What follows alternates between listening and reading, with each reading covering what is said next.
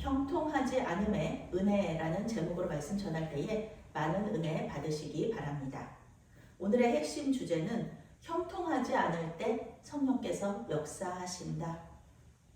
성령께서 역사하실 때, 그때가 바로 형통하지 않을 때 성령께서 역사하신다. 그런 말입니다. 오늘 사도 바울은 에베소 교회와 작별하고 있습니다. 2차 선교 여행을 통해 세웠던 교회들을 굳게 하기 위해서 이제 마케도니아로 가기로 결정을 하는 것입니다. 성경은 바울이 여러 말로 마케도니아의 제자들에게 권했다 이렇게 말하고 있습니다. 하나님의 말씀을 전하고 또 해석함으로써 제자들을 격려하고 믿음을 더 굳건하게 했다는 뜻입니다. 이것이 바로 말씀의 능력이죠. 헬라에서 석 달 동안 있으면서 복음을 전하고 제자들을 말씀으로 훈련한 바울은 이제 배를 타고 수리아로 가려고 합니다. 왜냐하면 이렇게 성령의 역사가 일어나는 곳에는 항상 이 핍박이 있잖아요. 박해가 있잖아요. 유대인들이 자기를 자꾸 해치려고 하고 죽이려고 하는 그 계략이 있는데 그것을 또 사도 바울이 계속 알게 되는 거예요. 하나님께서 알려주시는 거죠. 그래서 알게 되니까 거기 계속 있을 수가 없잖아요. 유대인들에게 죽임을 당하는 것도 문제가 되지만 또 하나님께서 사랑하시는 택한 또 유대인들이 또 사도 바울을 죽이게 하는 그것은 또 하지 못하도록 해야 되기 때문에 이제 사도 바울은 마게도냐를 통해서 이제 돌아가기로 결정을 합니다. 수리아로 가는 배에는 예루살렘에서 6월절 절기를 지키려고 가는 그런 유대인들이 많이 타고 있었습니다. 그러니 이 배에서 또 이 사도 바울이 그 목숨을 잃을 위험에도 처해 있는 것이에요. 그래서 이제 가장 빠른 길, 배를 타고 가면 빠르지만 좀 돌아서 가는, 걸어서 가는 그 길을 이제 택하게 됩니다. 사도 바울은 로마로 가려고 했지만 길이 막혔고 또 고린도 교회는 사도의 그 권한, 사도의 이 사도권이라는 것을 두고 분란이 있었고요. 유대인들은 계속해서 사도 바울을 죽이려고 하는 그런 힘든 상황 속에 지금 놓여 있는 것입니다. 사도 바울이 어디를 가서든지 목회에 성공하고 교회 개척하고 이렇게 성공했다고 생각하지만 사실은 이런 어려움 속에서 사도 바울이 사역을 했다는 것을 우리는 알 수가 있습니다. 그런데 우리는 이 돌아가는 길을 통해서 하나님께서 역사하실 것을 미리 알고 있죠. 항상 이렇게 하나님의 인도하심이 있는 곳에는 뭔가 사도 바울의 뜻대로 되지 않고 이렇게 뭔가가 잘못되는 것 같은데 형통하지 않는 것 같은데 이 속에서 역사가 일어나는 것을 하나님의 놀라운 역사가 일어나는 것을 우리는 예상할 수가 있습니다. 사도행전을 기록한 누가는 바울과 그의 동역자들의 이름을 계속해서 기록하고 있어요. 길게 기록하고 있죠. 그러면서 바울의 사역이 참 성공적이었다 이런 것을 말해주고 있습니다. 박해와 경제적인 어려움으로 힘든 이 예루살렘 교회에 지금 연보를 가져가는 바울의 동역자들의 이름이 명단이 쭉 나온 거거든요. 그런데 이 동역자들이 모두 이방인들이었습니다. 모두 다른 지역 출신의 이방인들로서 복음으로 하나 된 이 모습을 우리에게 보여주는 것이죠. 사도 바울의 그 이방인 선교 사역이 아주 아름답게 이루어졌다는 것을 우리는 알 수가 있습니다. 교회가 성장하고 또 연합하고 또 선교의 열매가 이렇게 많이 이렇게 열렸다는 것을 우리는 성경을 통해서 알 수가 있는 것입니다.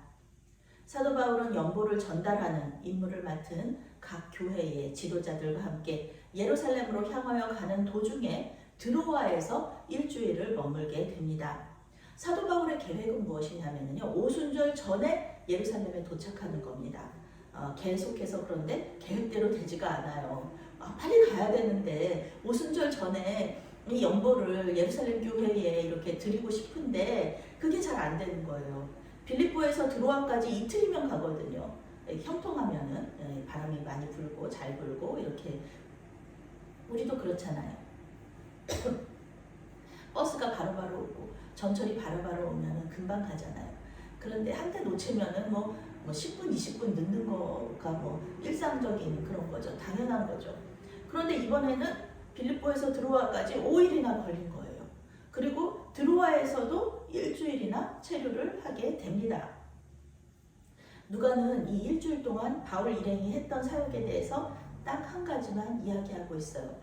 바울은 그 큰 도시를 중심으로 선교했기 때문에 뭐 일주일이면은 뭐 대단하게 또 그 회당에서 많은 사람들을 또 복음을 전할 수 있었는데 누가는 딱 한 가지만 얘기하고 있어요. 그것이 무엇이냐면 바로 사도 바울이 죽었던 유두고를 살렸다는 그런 이야기입니다.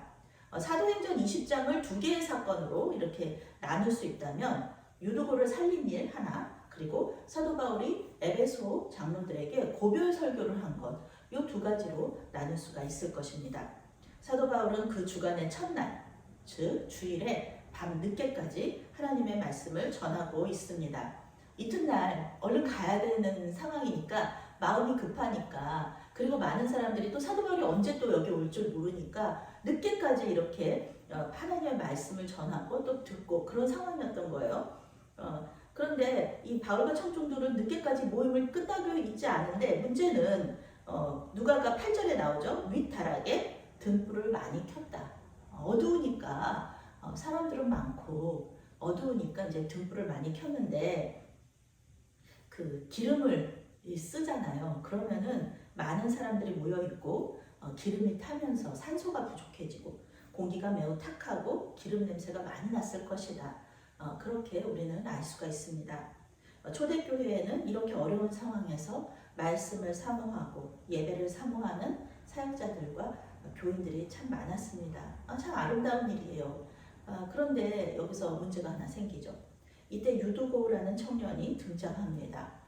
이때 당시에는 그 노예들도 열심히 일하고 밤에는 또 하나님 말씀 듣고 그러니 또 얼마나 피곤해요.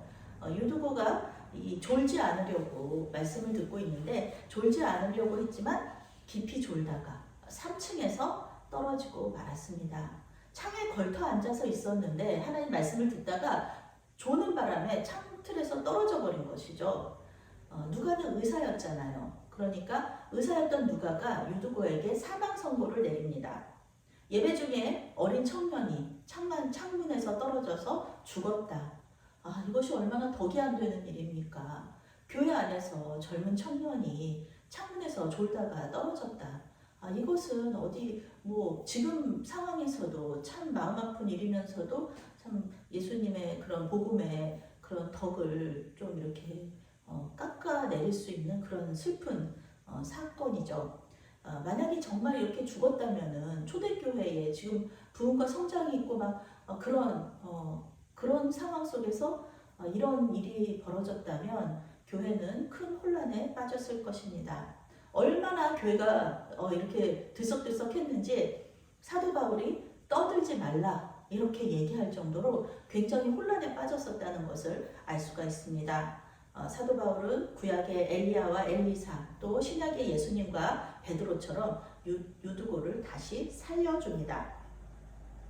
예배는 계속되었고 밤새도록 애찬과 성만찬을 통한 이 교제가 이루어집니다.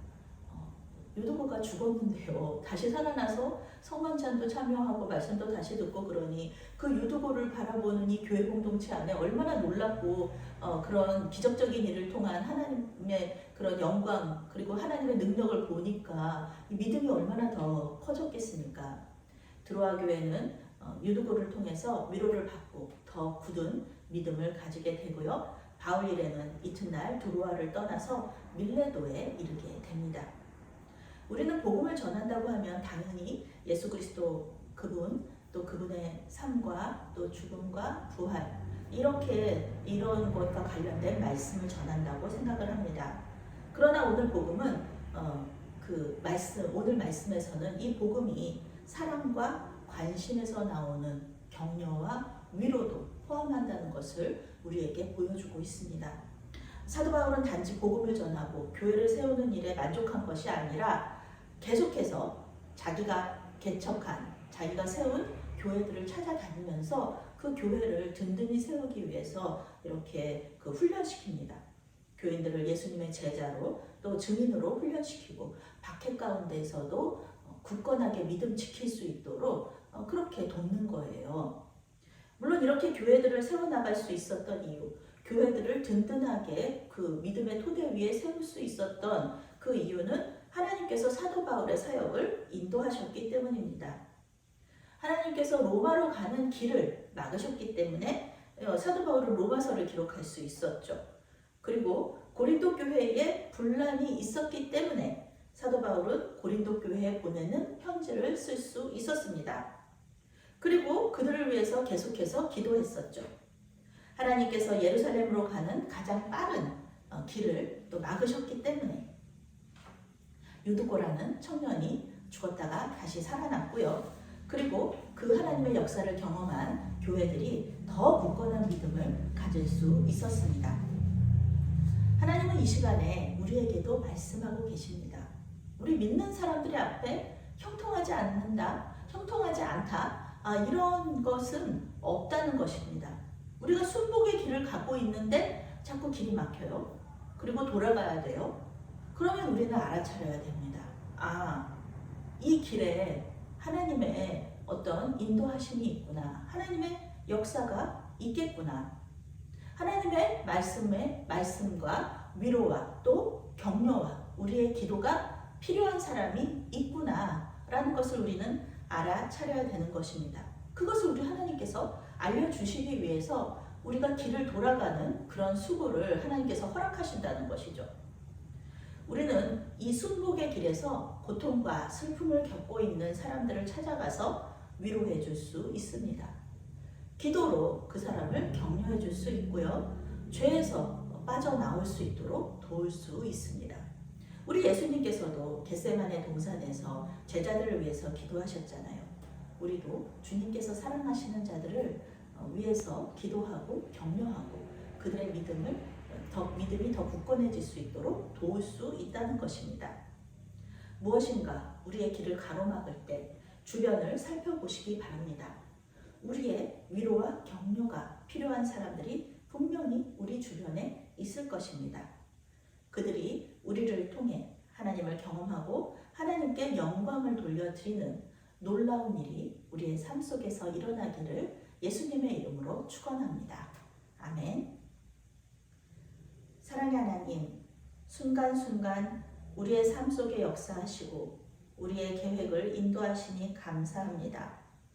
우리의 생각보다 하나님의 생각이 더 옳고 우리에게 유익함을 고백합니다. 우리를 주님의 뜻대로 인도하시고 사용하여 주시옵소서. 주님의 위로가 필요한 곳에 우리를 불러주시고 주님의 위로가 필요한 사람들에게 우리를 보내주시옵소서. 우리를 통해 주님의 은혜와 주님의 살아계심이 선포될 줄로 믿습니다. 이 모든 말씀 예수 그리스도의 이름으로 기도합니다. 아멘.